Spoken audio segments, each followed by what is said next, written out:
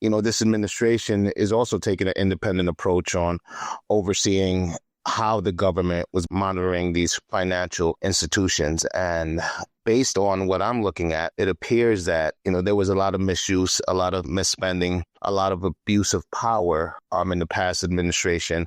And I think this current administration is trying to reverse those effects and bring a little bit of balance to the market. You're listening to Kerry Lutz's Financial Survival Network, where you get valuable information you just can't find anywhere else. To thrive in today's trying times, you need the Financial Survival Network, now more than ever. Go to financialsurvivalnetwork.com and get your free newsletter and gift. Financial Survival Network, now more than ever. And welcome. You are listening to and watching the Financial Survival Network. I'm your host, Kerry Lutz. Hey, we're in March now. The Trump regime is firmly underway. Deregulation seems to be the theme, but maybe we're looking for something a little. We want deregulation, but we do want the cops out there regulating unhealthy and criminal behavior. How is that all going to work out, especially with all these layoffs that are taking place in the public sector? We never thought we'd see the day when that would occur. And, well, Gerson Gibbs is with us now, Bellic Capital. Gerson, I guess before we get started, you should tell us what you do, what your company does, and how you help investors here. Well, we provide independent. Oh, first of all, thank you for having me, Kerry. It's a pleasure being on your show. My name is Gerson Gibbs again, and my company, Bellic Capital, we provide independent oversight to investors to assist them with just looking at their investment strategies, recommendations from their investment advisors and investment companies, and assist them with and ensuring that those are actually the correct type of strategies to be in, and that what their investment advisors are telling them is actually true, and they're not just telling them in their own benefit to ensure that they remain investing with them. We just provide that additional oversight, assist them with diversifying their portfolio, give recommendations and suggestions. A lot of our investors are also entrepreneurs. So sometimes they may be a little too busy and very dependent on their investment advisor to provide that guidance. And because we're not advisors and we provide more so of an independent outlook on their investments, we give them the truth from our perspective and understanding of what their intentions are, what their intended strategies are, what their suitability needs are, and just giving an independent oversight on their investment strategies. Mm-hmm. Okay, so you're kind of like outside the system then, if you will. Right? Absolutely. You're not in the government, and you're not with the banks and the financial institutions. So what do you think the priorities are of the current administration as far as regulation is concerned, and as far as, basically as far as where their goals are, what's their strategy? Well, obviously, based on all the news that we're looking at, deregulation is at the top of the priority list. I believe that this administration is also taking an independent approach on overseeing how the government was monitoring these financial institutions. And based on what I'm looking at, it appears that, there was a lot of misuse, a lot of misspending, a lot of abuse of power in the past administration. And I think this current administration is trying to reverse those effects and bring a little bit of balance to the market, because I believe just with the overhaul of regulation in the past couple of years, it put a little bit of a strangle on some of these companies to be compliant based on all the increased rules and regulations. And some of those costs are brought to the investors. The investors feel a lot of the pressures of regulation, because if government is requiring additional regulation, that means companies are spending more money on regulation. That means an increase in the cost of the financial products that are being sold to these investors. Okay, I'll buy that. So what's our alternative here, though? Because we know we just have to go back and look at the financial crisis of '08 and '09 and the resulting recession that came from that these banks are not to be trusted. Well, I completely agree that there has to be some form of regulation. Absolutely, because you can't trust anybody. Not as we're seeing, some of the government can't be trusted because it could be misspent that end. So exactly. So I believe that there should be a balance. They shouldn't completely remove regulation, but they should take a visit at the rules and the laws and those that are actually helpful and those that are actually not helpful. And rebalance our approach to regulation, not remove regulation, not get rid of regulation, but review regulation and determine which ones are actually working in the best interests of the investors and which ones are actually strangling the financial markets, which could have a direct negative impact on the economy. And one problem I've always had with regulation is who's to say what's in the best interest of investors. Yes, if you're stealing their money, that's obvious, but there's 1,001 other practices that take place where they're not so clear cut, Absolutely. That's why I think there should be a consistent revisit, maybe revisits annually. I kind of could appreciate, I won't completely agree with everything that Doge is doing, but I can appreciate an independent oversight. Someone that's outside of the government and very similar to my company that just takes a look at what's going on from a subjective eye and gives their opinion on what things they believe can be restructured. And I also believe that it shouldn't wait another 4 years till we revisit it. It should be an annual review of what's actually working, what's not working. Zero-based budgeting and the like. The interesting thing is we've got these auditors, the Government Accounting Office, Office of Personnel Management, all of that, but they run audits and even Congress, and then they never do anything. Nothing is ever done with the results of those audits. At least Doge, whether you like it or not, they're implementing their findings, right? Correct. And it's all about implementation because you can run an audit just to ensure that you're running the audit, right? To keep, the confidence of the economy there. But if you're not implementing anything based on the results, what's the actual purpose of running the audits? You can consider that a waste of resources if you're not implementing any changes or making any adjustments to ensure that it's actually working better. Yeah. And we've seen this like I forget what committee it was or who said it, but that the government was paying out improper payments somewhere between 250 million and 250 to 550 billion dollars in improper payments annually, and nobody ever saw fit to do anything about this. Exactly. And I think that it's going to hurt a little bit in the initial phases, but ultimately it'll bring balance because you're bringing more money back to government, which ultimately means more money into the economy. And again, if you're finding out these things, let's think about how long these things were going on. Doge was just implemented very recently in less than 2 months. We're uncovering all of these issues and all of this misspending. Think about what's happening in the last 10 years, whether Republicans or Democrats were in office. There could have been tremendous amount of mismanagement, and we just didn't do anything about it or didn't implement anything after we determined that this money was being spent. So I think that it's initially going to be painful because restructuring and change is always a little painful, but ultimately it'll work in our favor. Yeah. So how much money do you think Doge can really save here? Well, just based on what I'm seeing, it could be billions. We're already going on the billions. Mm-hmm. Yeah. All right. So hundreds of billions just go on the toilet every year. Do you think these cutbacks could cause a recession? Possibly. We can't rule out the discussions of recession again with these tariffs in addition to the misspending. These are all indicators of possible recession.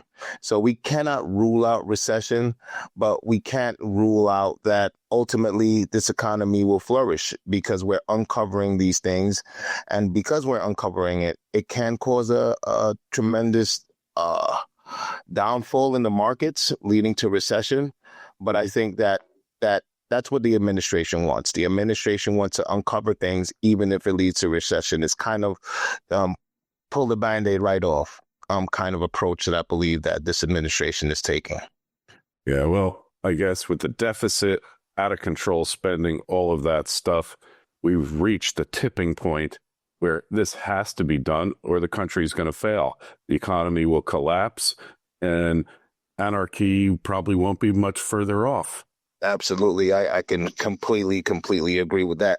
We're living in some very scary times just based on the spending. We're in tremendous debt. Possible defaults could loom approaching the third quarter.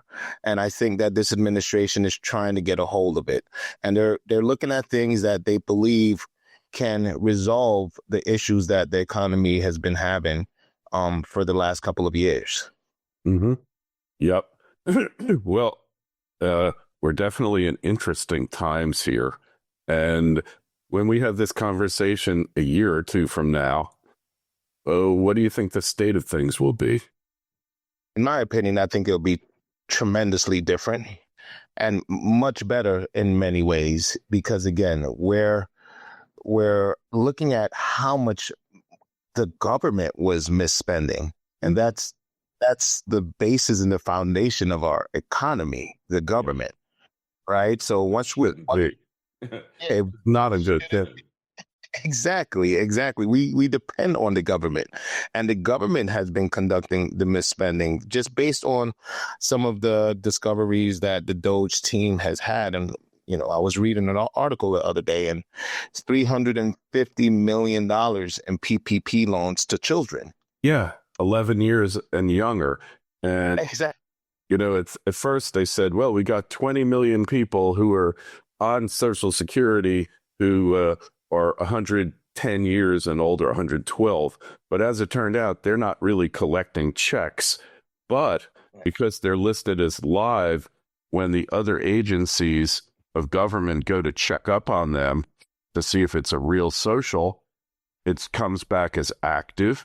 And then that becomes the basis for defrauding other benefits programs, right?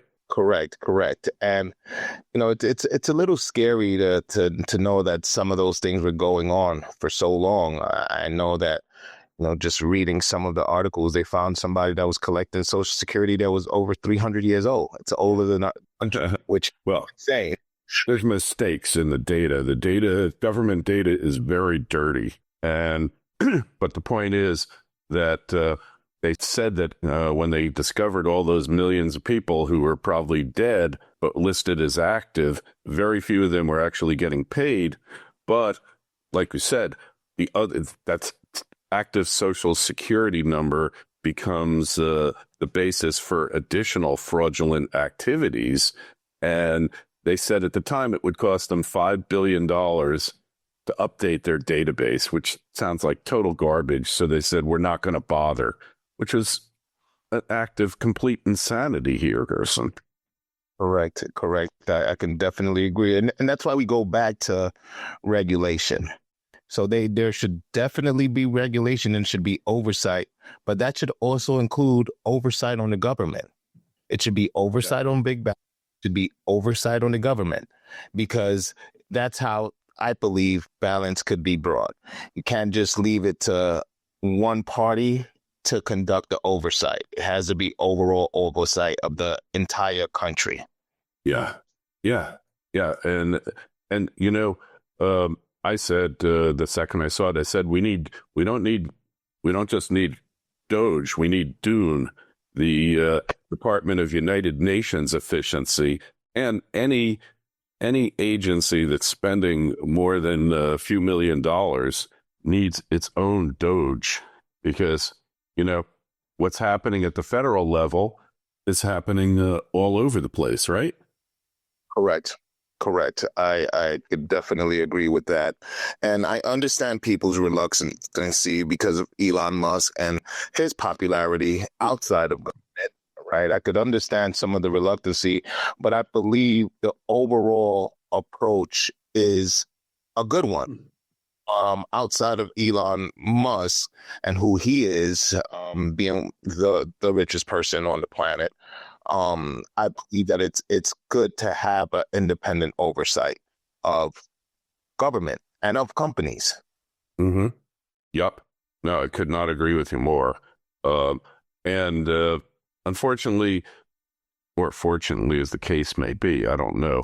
The fact is that that really there's nobody else out there who is able to do this but Elon Musk, with his knowledge of systems and his ability to assemble world-class teams to take on projects. And, I'm always reminded by the late, great Robert Moses, who said, if you want to make an omelet, you got to break some eggs, right? Exactly. And who's more qualified than a person that doesn't need the money or the popularity? Oh, yeah. Right. Truly independent. Yeah. The arguments they're making against them, like Elon Musk is the identity thief and chief, like he wants your data. Like, believe me, if Elon Musk wanted your data, he didn't need to go to the government to get it. There's a lot of other places where you can, you can get that data, right? I agree. This guy, he brought Twitter, now known as X. So everybody's on Twitter. So he already had it. And I think that just based on his knowledge on technology, it could also bring tremendous benefit to government, because everybody knows government's technology is tremendously outdated. That can be a true cause of some of these oversights, to just outdated technology. But with this boom in AI and what the role that he plays in the technology sector, I think it can be tremendously beneficial to how we conduct an oversight on our government utilizing technology. Yeah, and AI, all of it. And yeah, the government is so far behind. And hey, maybe I don't want the IRS using AI, because maybe, but look, the thought of reimagining government, it's really been too long in the making. Our government really works the same way it did when the country was founded, with computers, right? But it's really worked the same way, the same philosophies, the same techniques, all of that. And now it's about to see a dramatic change, right? Correct. And I think it'll bring a lot more efficiency. We're still in the age of AI. We're still, I believe, in the very beginning phases, and we don't know how we're going to incorporate. We're still learning how to incorporate it into our lives, let alone how government is going to incorporate it. So I know we're at the very beginning. I think there are definitely some benefits to it, especially from an efficiency standpoint, but we're still learning how it's going to impact things. Yeah, could not agree with you more. I appreciate you coming on the show, Gerson. Why don't you tell us where we find you, how we connect with you on the web? Definitely. Again, thanks for having me. The name of my company is Bellic Capital. You can find us at Bellic, BELITE, capital.com. All right. And the link is in the show notes to this interview on financialsurvivalnetwork.com. We just ask you, if you go to the site, please sign up for your free newsletter, as over 70,000 other FSN community members have. And we do appreciate you coming on here, Gerson, enlightening us. You're out there in the trenches, figuring all this stuff out daily. And hey, if you have any questions out there, shoot me an email, kl@kerrylutz.com. Gerson, we'll talk to you again soon. Thanks for stopping by. Talk soon. Thank you, Kerry. Thanks for listening to Kerry Lutz's Financial Survival Network, your solution to today's trying times. For the latest, go to financialsurvivalnetwork.com. Financial Survival Network, now more than ever.